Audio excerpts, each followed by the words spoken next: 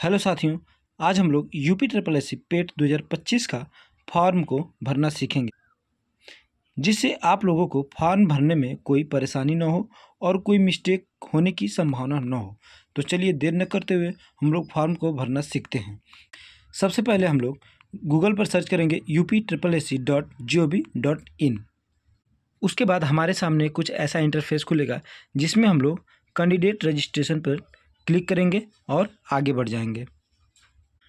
उसके बाद से यहाँ पर देखेंगे तो इसका ऑनलाइन 14 मई से शुरू हुआ है और 17 जून तक इसका ऑनलाइन चलेगा। अगर फॉर्म भरने में कोई मिस्टेक हो गया है तो 24 जून तक इसमें हम लोग सुधार कर सकते हैं। इसके बाद से हम लोग ये अप्लाई वाले बटन पर क्लिक करेंगे और आगे बढ़ जाएंगे। आगे हम लोग देखेंगे तो मिनिमम एज और मैक्सिमम एज दिया है। मिनिमम एज 18 वर्ष है और मैक्सिमम एज 40 वर्ष है। इसके बाद हम लोग यहाँ पर कैंडिडेट रजिस्ट्रेशन पर क्लिक करेंगे और आगे बढ़ जाएंगे। इसमें हम लोग डिक्लेरेशन वाले ऑप्शन को क्लिक करेंगे और आई एक्सेप्ट करके आगे बढ़ जाएंगे। इसके बाद दिया है, क्या आपको पूर्व के वर्षों में आयोजित किसी प्रारंभिक अर्हता परीक्षा की पंजीकरण संख्या ज्ञात है। यानी आप लोग पिछले वर्ष अगर पेट का एग्ज़ाम दिए होंगे तो आप लोगों के पास एक पंजीकरण नंबर होगा। अगर है तो यहाँ पर यस करेंगे, नहीं तो नो करके आगे बढ़ जाएंगे। यहाँ पे हम लोग यस या नो का ऑप्शन करके प्रोसीड वाले बटन को क्लिक करेंगे और आगे बढ़ जाएंगे। चूँकि हम लोग एक नया रजिस्ट्रेशन कर रहे हैं तो हम लोग यहाँ पर नो करेंगे और प्रोसीड वाले बटन पर क्लिक करेंगे और आगे बढ़ जाएंगे। अब हमारा एप्लीकेशन फॉर्म खुल गया। यहाँ पे कैंडिडेट्स नाम फिल करेंगे, फादर नाम फिल करेंगे, मदर्स नाम फिल करेंगे और यहाँ पर आर यू डोमिसाइल ऑफ उत्तर प्रदेश, यानी आप लोग उत्तर प्रदेश के निवासी हैं तो यस करेंगे और नहीं तो नो करेंगे और आगे बढ़ जाएंगे। यहाँ पर यस करने के बाद यहाँ पर दिया है, are you dependent of freedom fighter from Uttar Pradesh. अगर आप फ्रीडम फाइटर के फैमिली से बिलोंग करते हैं तो यस करेंगे, नहीं तो नो करेंगे।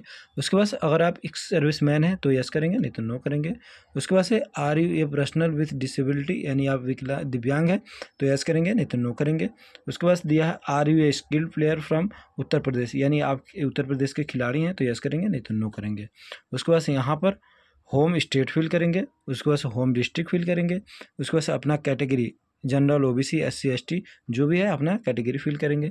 उसके बाद से यहाँ पर अपना डेट ऑफ बर्थ यानी डेज, मंथ और ईयर। उसके बाद से यहाँ पर जेंडर फिल करेंगे, और आप मेल हैं तो मेल फिल करेंगे और फीमेल हैं तो फीमेल फिल करेंगे। उसके बाद से यहाँ पर अपना मोबाइल नंबर फिल करेंगे। उसके बाद से यहाँ पर ईमेल आईडी, जो कि ईमेल आईडी देखेंगे आप सही भरें, जिससे आगे का जो प्रोसेस है वो सही हो सके। उसके बाद से आर यू मैरिड, यानी आप विवाहित हैं तो यस करें, नहीं तो यहाँ पर नो करें।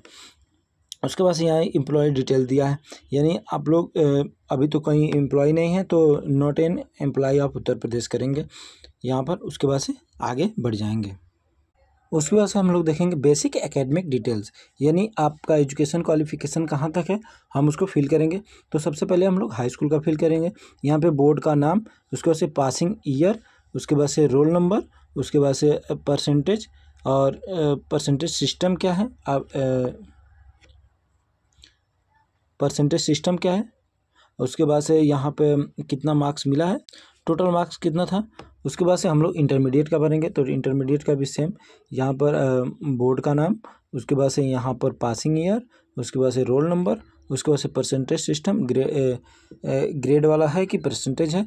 उसके बाद से यहाँ पे आप कितने मार्क्स लाए हैं और टोटल मार्क्स कितना था। उसके बाद से ये सब फिल करने के बाद से आगे बढ़ेंगे। कैप्चा डालने के बाद से हम लोग photo click here to proceed for photo and signature, इस वाले ऑप्शन को क्लिक करेंगे और आगे बढ़ जाएंगे। उसके बाद से यहाँ पे हम लोग फ़ोटो और सिग्नेचर अपलोड कर देंगे। फ़ोटो का साइज होगा, यहाँ पर देखिए दिया है 50 से 100 KB के बीच में, और सिग्नेचर का साइज होगा 30 से 50 KB के बीच में। साइन आप लोगों को जैसे ये फॉर्मेट दिया है उसी के हिसाब से करना है। पहले आप लोगों को अपना नाम लिखना है, उसके बाद से आप लोगों को साइन करना है। या तो हिंदी में करिए या तो इंग्लिश में करिए, लेकिन नाम आपको पहले हिंदी में ही लिखना होगा। तो यहाँ पर हम लोग अपलोड कर देंगे फ़ोटो और सिग्नेचर। उसके बाद से हम लोग आगे बढ़ जाएंगे। फ़ोटो और सिग्नेचर अपलोड करने के बाद से यहाँ पर डिक्लेरेशन का आई हियरली डिक्लेयर दैट, जैसे इस वाले ऑप्शन को हम लोग क्लिक करेंगे और आगे बढ़ जाएंगे। यहाँ पर दिया प्रेफरेंशियल क्वालिफिकेशन, तो यहाँ पर देखेंगे तो पहला ऑप्शन ये है कि आप लोग अगर आर्मी में 2 साल की सेवा किए हैं तो यस करेंगे, नहीं तो यहाँ पर नो करेंगे। उसके बाद से दूसरा ऑप्शन ये बोल रहा है कि आपके पास एनसीसी की बी सर्टिफिकेट है तो यस करेंगे, नहीं तो नो करेंगे। उसके बाद से नीचे दिया है तो यहाँ पर नेम सीओ में आप लोग पिता का नाम भर सकते हैं। उसके बाद से यहाँ पर गांव का नाम, उसके बाद से पोस्ट ऑफिस, उसके बाद से जिला, उसके बाद से स्टेट, और यहाँ पर फिर से डिस्ट्रिक्ट यहाँ पे चॉइस करने के लिए दिएगा तो चूज़ कर लीजिएगा। उसके बाद से अपना पिन नंबर, उसके बाद से यहाँ पर सेम एज परमानेंट एड्रेस पर क्लिक करेंगे और आगे बढ़ जाएंगे। यहाँ पे हम लोग डिक्लेरेशन सेगमेंट का ऑप्शन आएगा तो यहाँ पर हम लोग डिक्लेरेशन पर क्लिक करेंगे और आगे बढ़ जाएंगे। यहाँ पर यस करने के बाद से प्रीव्यू वाले ऑप्शन पे क्लिक करेंगे और आगे बढ़ जाएंगे। उसके बाद से यहाँ पर कैप्चा फिल करेंगे और सबमिट वाले ऑप्शन पे क्लिक करेंगे। प्रीव्यू देखने के बाद से जैसे देखेंगे कि कोई मिस्टेक, फॉर्म में कोई मिस्टेक तो नहीं हुआ है, तो प्रीव्यू पूरा देख लेंगे। उसके बाद से कैप्चा फिल करेंगे और सबमिट वाले ऑप्शन पे क्लिक करेंगे और आगे बढ़ जाएंगे। यहाँ पर दिया है please confirm your application details for provisionally submit to UPSSC Lucknow. Please ensure that your details are filled correctly। यानी कि इसके बाद से इस वाले ओके वाले ऑप्शन को क्लिक करने के बाद से इस फॉर्म में आप लोग कोई भी करेक्शन नहीं कर पाएंगे। करेक्शन वाले विंडो जब खुलेंगे तब आप लोग इसमें करेक्शन कर पाएंगे। तो ओके वाले ऑप्शन पे हम लोग क्लिक करेंगे और आगे बढ़ जाएंगे। अब हम लोग को पेमेंट वाले विंडो खुल गया है तो यहाँ पर प्लीज़ क्लिक टू पे द रिक्वायर्ड फीस, इस वाले ऑप्शन को क्लिक करेंगे और आगे बढ़ जाएंगे। उसके बाद से यहाँ पर हम लोग स्टेट बैंक ऑफ इंडिया को क्लिक करेंगे, आपके जो भी बैंक हो, लेकिन इस वाले ऑप्शन को क्लिक करेंगे और यहाँ पर इस वाले ऑप्शन को भी क्लिक करेंगे। प्रोसीड टू फी डिपॉजिट वाले ऑप्शन को क्लिक करेंगे और क्लिक करने के बाद से आगे वाले पेज पे हम लोग बढ़ जाएंगे। यहाँ पर मैं कुछ जानकारियों को हाइड कर दिया हूँ। इसके बाद से प्रोसीड वाले ऑप्शन पे क्लिक करेंगे और आगे बढ़ जाएंगे। उसके बाद हम लोग पेमेंट डिटेल पे आ जाएंगे और 95 रुपया हमारा पेमेंट है, इसको हम लोग करेंगे। अगले नेक्स्ट वाले पेज को हम लोग देखेंगे तो यहाँ पर हम लोग डेबिट कार्ड, क्रेडिट कार्ड से भी कर सकते हैं, SBI कॉर्पोरेट क्रेडिट कार्ड से भी कर सकते हैं, इंटरनेट बैंकिंग से भी कर सकते हैं और UPI के थ्रू भी कर सकते हैं। तो हम UPI के थ्रू करेंगे। यहाँ पर हम UPI ID डालेंगे, नहीं तो UPI QR कोड डालेंगे और वैलिडेट UPI ID पर क्लिक करेंगे और नेक्स्ट वाले पेज का हम लोग वेट करेंगे। नेक्स्ट वाले पेज पे हम लोग आ गए हैं तो यहाँ पर request to you approve the transaction by logging in to the UPI app, please wait while the payment in the process. यानी आप जो भी UPI ऐप के थ्रू आप पेमेंट करना चाहते हैं उस वाले ऐप पे इसका नोटिफिकेशन चला गया है तो वहाँ से आप लोग पेमेंट करेंगे तो यहाँ पर कंफर्म हो जाएगा। तो हम लोग नेक्स्ट वाले पेज को देखते हैं।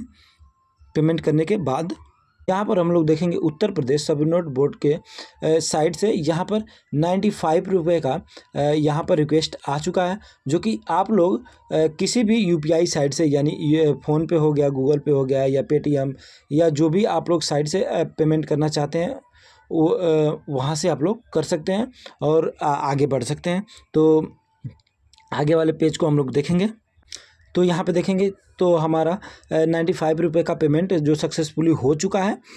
उसके बाद से हम लोग नेक्स्ट पेज की तरफ आगे बढ़ेंगे तो यहाँ पर हमारा पेमेंट कन्फर्मेशन जो सक्सेसफुली हो चुका है यहाँ पे दे दिया है रजिस्ट्रेशन नंबर, एप्लीकेशन नेम, उसके बाद transaction ID, transaction date and time, transaction amount और उसके बाद से एप्लीकेशन फ़ी टाइप, यानी यहाँ पर हमारा सब चीज़ ओके हो चुका है। उसके बाद से हम लोग यहाँ पे proceed to download and print application form पे क्लिक करेंगे और आगे बढ़ जाएंगे। यहाँ पर हमारा पूरा फॉर्म कंप्लीट हो चुका है, प्रिंट आउट बस करना बाकी है। तो आशा करता हूँ ये वीडियो आप लोगों को काफ़ी इन्फॉर्मेटिव लगा होगा, जिससे आप लोग फॉर्म भरने में कोई मिस्टेक ना करें। अगर मिस्टेक बाय चांस हो भी जाता है तो लास्ट में आप लोगों को करेक्शन करने का विंडो खुलेगा, वहाँ पे आप लोग करेक्शन कर सकते हैं। तो तब तक के लिए जय हिंद, नमस्कार।